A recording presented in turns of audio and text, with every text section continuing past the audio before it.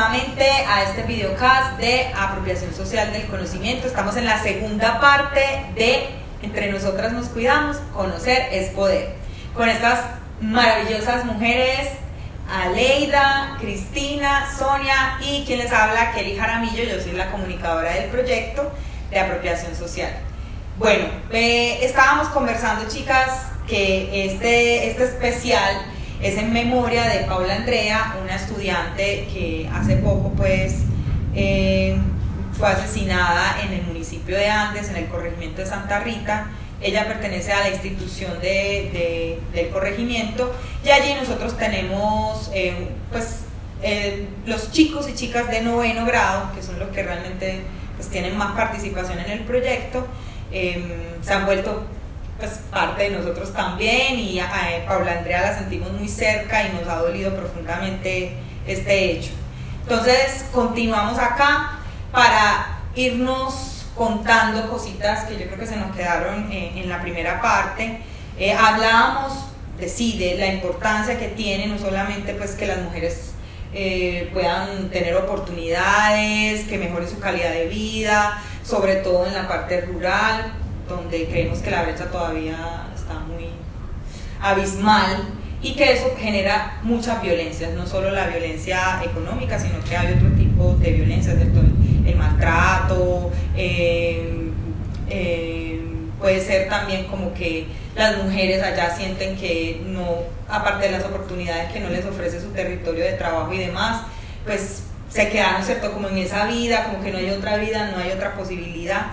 Aleida, cuéntanos ahí en ese sentido, o sea, ¿cómo lo sientes tú? Que estás cerquita de las mujeres, que trabajas con ellas, que las ves todos los días, que además trabajas con mujeres en lo etario, desde las más jovencitas hasta las señoras mayores.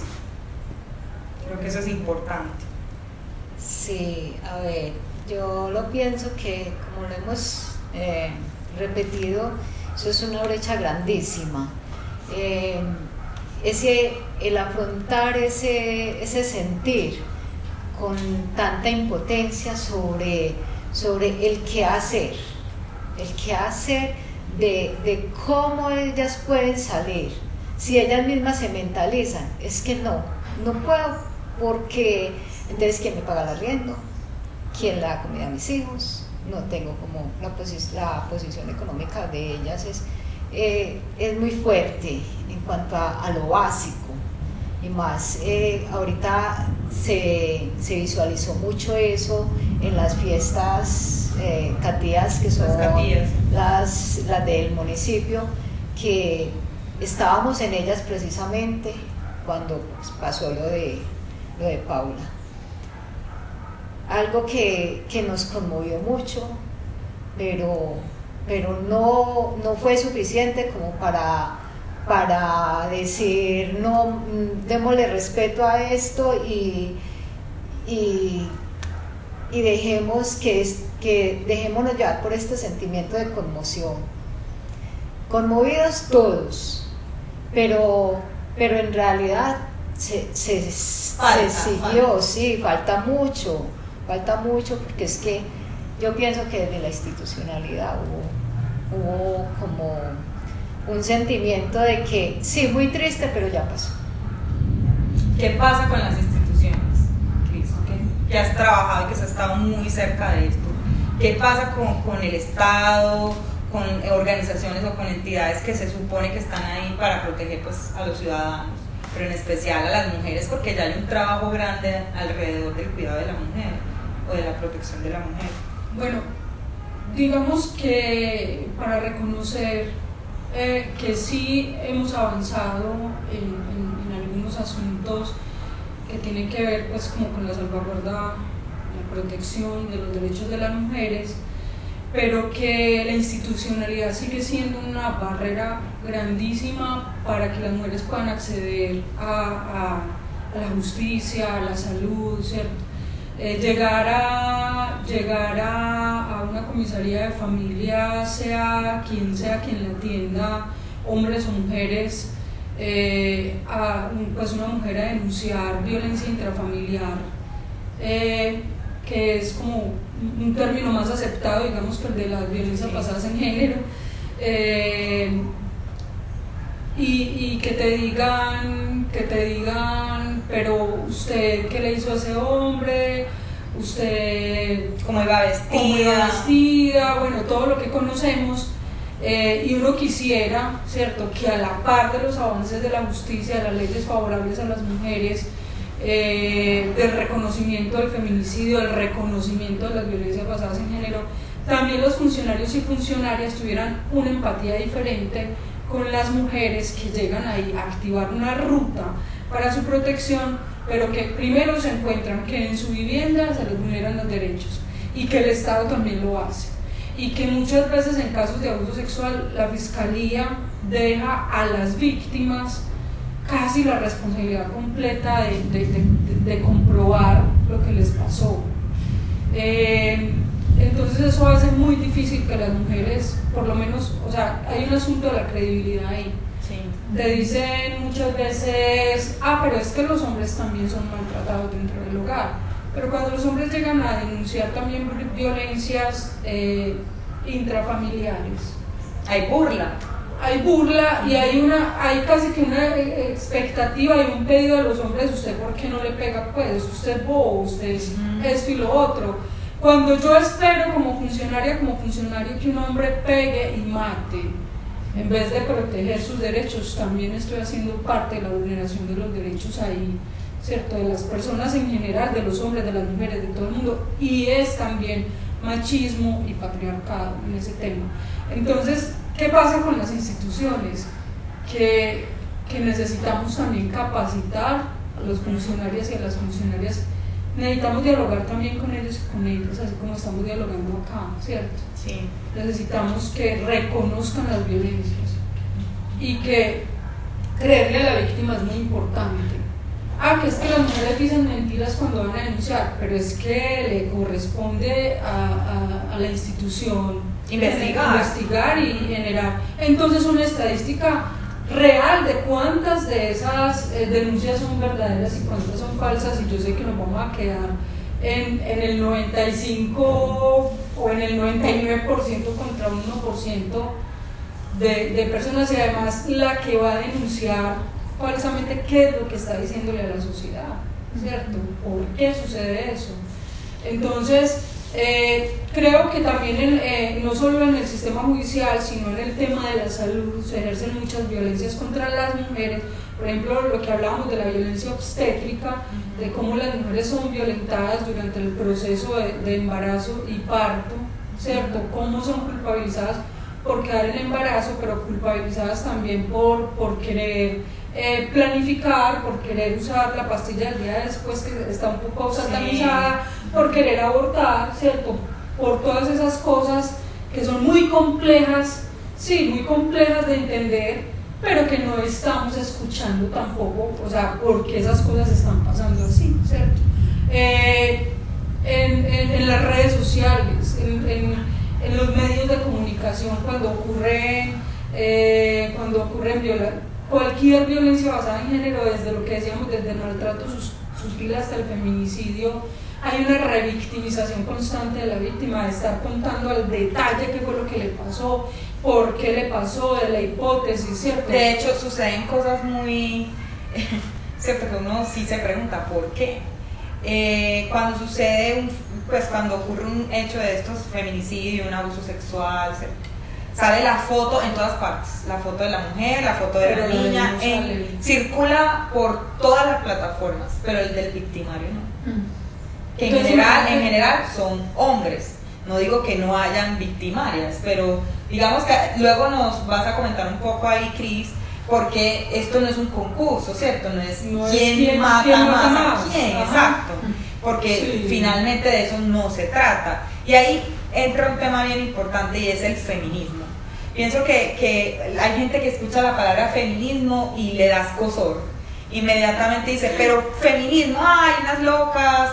Aparte, creo que hay un término despectivo que me parece terrible, que es el feminazi, que no comulgo, me parece que no tiene nada que ver, pero también siento que es la falta de información, también de participar en espacios porque ya existen muchos también que llevan esa pedagogía, Entonces, hablemos un poco del feminismo. Por aquí al principio habíamos hablado de unas frases que la caracterizan y Aleida dice que es una feminista más en sororidad por el amor propio. Yo había hecho, la tuya sí la mencioné, que es una feminista más. Y Sonia, comprometida con lo rural, pero también desde ese sentir, desde lo femenino. Entonces, quisiera como que alguna así cortico me diga para ustedes qué significa el feminismo, y ya de ahí pues podemos tratar otros temas que hoy nos convocan. Aleida, para ti, ¿qué es el feminismo? Así. Sí, a ver, para mí es como decir, me reconozco como mujer. Entonces, en ese reconocimiento, yo hago exigencia de mis derechos y voy en esa búsqueda de una vida digna. Eso para mí es ser feminista. Para mí, retomando lo que Aleida dice, sí, el feminismo sigue siendo una praxis, ¿cierto?, que tiene que tener relación entre lo que se plantea teóricamente y las prácticas, de reconocer que las mujeres somos personas. O sea, desde la Revolución Francesa, las mujeres estamos pidiendo eso, que se nos reconozca como mujeres, que tengamos derechos como sujetos políticos. De hecho, Olympe de Gouges, pues es una anécdota, ¿cierto? Una mujer francesa de la Revolución Francesa se da, reescribe los derechos en clave femenina y 2 años después termina perdiendo la cabeza. Y uno diría, eso fue por allá, pero hoy sigue sucediendo, ¿cierto? Las mujeres desde el feminismo estamos pidiendo derechos. Y hay muchas cosas que hay que decir del feminismo. El feminismo no es solo uno, hay muchos feminismos, porque el feminismo nos pasa por la piel, por el cuerpo, y así lo vamos encontrando cada una pues en corrientes diferentes. Pero lo más importante para mí es eso, ¿cierto? Que es el reconocimiento de que las mujeres somos personas, de la igualdad de derechos, pero también de la equidad en el tema de las oportunidades. Sony, para ti. Para mí el feminismo es equidad, es cuidado, es escucharnos, es reconocer las nuevas masculinidades y la importancia de repensarnos como ser hombres y ser mujeres, reconocer el papel de lo femenino, ¿cierto? De lo femenino también que nos habita a los hombres y a las mujeres, y de lo masculino que nos habita a los hombres y a las mujeres, ¿cierto? Es reconocer, es escuchar y es tejer juntos. Sí, de acuerdo, para mí es eso, es como la colectividad. Esa es una palabra muy bonita. Sí, el feminismo es tejer. Es tejer, correcto. Me encanta. Sí, yo pienso que desde ahí, desde estas conversaciones, de cómo nos pensamos, esto todo el tiempo lo estamos hablando, todo el tiempo estamos conversando sobre esto. Bueno, vino a mi memoria un recuerdo muy, muy bonito, y es una compañera que trabajó y luchó incansablemente por los derechos de los niños y las niñas y adolescentes, que se llama Marcela Zuluaga. Ella se adelantó hace ya 3 años. Marcela Zuluaga fundó un hermoso movimiento que se llama Acción Corazón, en el que Cris y yo pues hemos tenido cercanía. Cinde también, porque Cinde fue la casa de Marcela Zuluaga, y hoy queremos también traerla a la memoria. Ella se fue de manera natural, gracias a Dios. Es algo que es importante, porque digamos que las mujeres estamos expuestas todo el tiempo, aunque siento que Marcela también en el legado que nos dejó, siento que para ella fue difícil.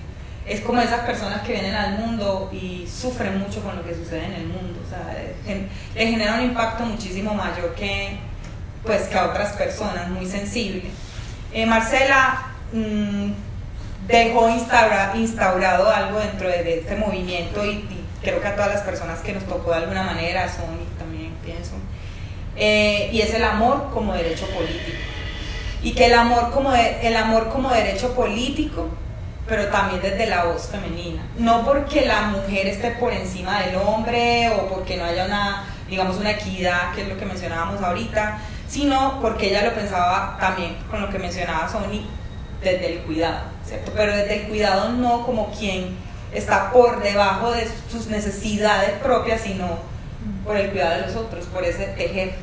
Entonces quería recordarla, no sé si quisieran mencionar algo respecto a qué nos convoca ahora, cuál es el desafío en esta formación de cómo entender el feminismo, de cómo entender que sí existe el feminicidio y que las feministas han sido, de hecho, han estado ahí para que ocurran, para que hayan leyes, para que se sancione como debe ser este flagelo, digamos, que nos está matando a las mujeres. No sé quién quiere iniciar. Yo y Marce. A mí, pues, o sea, la propuesta de leer las infancias a la altura de, ¿cierto? A la altura de los niños y las niñas, ¿cierto? De romper estereotipos, eso también es una propuesta feminista, ¿cierto? Desde ahí, y lo que tú decías es muy importante, estamos gestando una manera diferente de relación entre hombres y mujeres, que va a ser muy importante para el feminismo, ¿cierto? El feminismo nunca ha dicho fuera de acá los hombres, aunque sí creemos en espacios paritarios, creemos que hay espacios que deben ser profundamente femeninos o exclusivamente femeninos, pero la relación entre hombres y mujeres desde otros ámbitos es muy distinto, y ese tema de entender el amor desde otros aspectos diferentes al amor romántico, que siempre pone en desventaja a las mujeres, pero ir gestando una mirada muy distinta desde la niñez, pues me parece que es un legado muy potente que tenemos pues como que seguir evidenciando, replicando, haciendo incidencia política, que era lo que Marce hacía pues como no solo desde lo teórico, sino que si hay alguna definición de la praxis, de la coherencia entre lo que se proponía y el estilo de vida, yo creo que era Marce. Sí.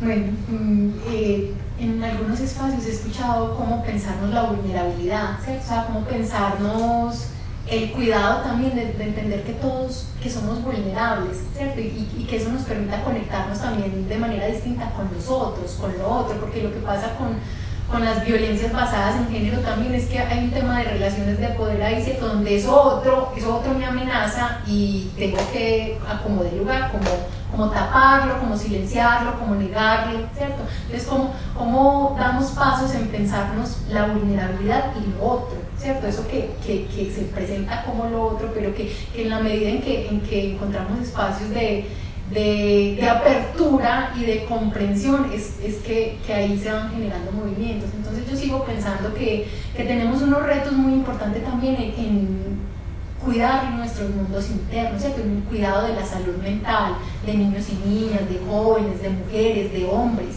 ¿cierto?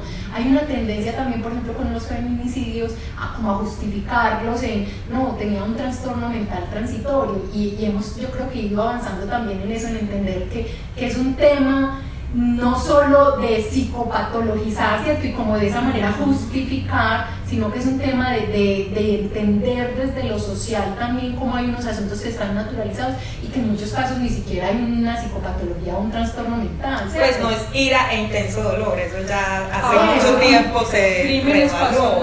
Exacto, entonces ¿cómo trabajamos también en seguir cuidando mucho esos mundos internos y en seguir atendiendo a las alertas, ¿cierto? A las alertas en esos temas de cuidado de la salud mental y en esos temas de las violencias, porque desde ahí también vamos haciendo incidencia para que no sucedan situaciones como un feminicidio, que es ya como lo último, ¿cierto? O sea, y que es lo que termina visibilizándose, pero que hay un montón a veces de situaciones que están acalladas o silenciadas. Y que siguen, palabras, espacios de conversación, espacios de escucha, espacios de darle lugar a eso, ¿cierto? Porque en la medida en que se le da lugar, eso se va comprendiendo de manera distinta. Por ejemplo, pensando en los micromachismos, algo que tú hablabas ahorita, esas cosas que se nos vuelven como paisaje, como, sí, está bien que le dan, pues ya no se les puede dar, decir un piropo, pues echar un piropo a una chica, porque qué mal, ¿cierto?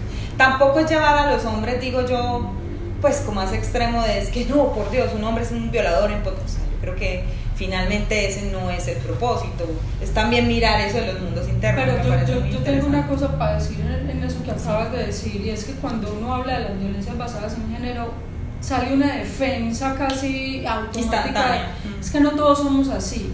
Pero entonces hay un pedido, ¿cierto? Cuando tratamos el tema de las nuevas masculinidades, yo preferiría decir masculinidades sensibles, porque realmente es muy complejo decir que hay nuevas masculinidades cuando, si somos honestas, somos como machistas en rehabilitación todas y todos, ¿cierto? Sí, así las mujeres estemos a pérdida.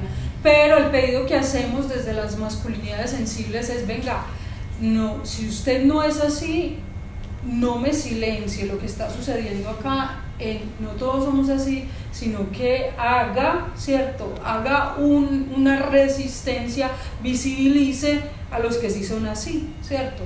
Porque no estamos hablando de monstruos, no estamos hablando de locos, no estamos hablando de enfermos que mentales, no saben qué hacen, ¿cierto? Por eso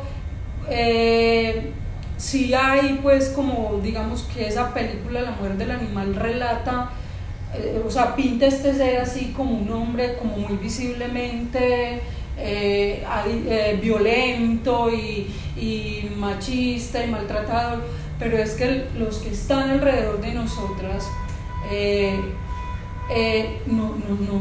o sea, no son visiblemente puede ser cualquiera, nadie se imagina últimamente pues se ha puesto en boga el tema de la violencia vicaria, que es un hombre ejerciendo violencia sobre los hijos para afectar a las mujeres. Y esos hombres no son, o sea, es que cuando, o sea, es que es mi hermano, o cuando las familias empiezan a enterar que es que su familiar cercanito es un violador, es un pedófilo, es un pederasta, y decimos, y no pasa nada. Porque no, es imposible, y porque no todos son así. Entonces lo que se pide, ¿cierto? Lo que pedimos las mujeres, así no seamos feministas, es esto, contra la violencia basada en género hay que decir no más, ni una más, ni una más, ni una niña más, ni una mujer más. Yo pienso que este caso de Paula Andrea nos llama mucho como a ese reflexionar. ¿Hasta dónde está el nivel de violencias en el territorio? Ese machismo está en un nivel que está superando lo que te dije. Digamos, ya nadie está seguro. Exacto, todas tenemos miedo. Y la afectación mental en las mujeres de mi territorio y otros territorios, porque eso está casi que generalizado, sí. pero ahorita con el caso de Paula Andrea, pues yo creo que se visibiliza mucho esa impotencia en la que ¿qué se está haciendo por las mujeres? Y en su territorio, ¿qué se está haciendo por las mujeres? Las mujeres están en un tema de suicidio, nos matan, nos violan, nos abusan, nos acosan, y entonces es un tema de hombre. Hay que transformar estereotipos, como dijimos antes, hay que hacer algo, hay que romper esos lazos de violencias que nos están pues ya marcando un ítem muy grande de afectación a las mujeres. Bueno, ya para ir cerrando con eso que tú ya nos planteas ahí, Aleida, me parece importante que pensemos y que dejemos también aquí la reflexión en que nos vean este videocast, en que el feminicidio no es ficción, ¿cierto? El feminicidio existe, y existe porque hay todas unas causales que hemos comentado acá, muy a manera de diálogo, pero que ustedes pueden investigar. Ya las estadísticas están al servicio, ¿cierto? Uno puede entrar y mirar las estadísticas, revisar casos. La globalización nos permite eso, saber del otro, qué está pasando en el otro lugar, ¿cierto?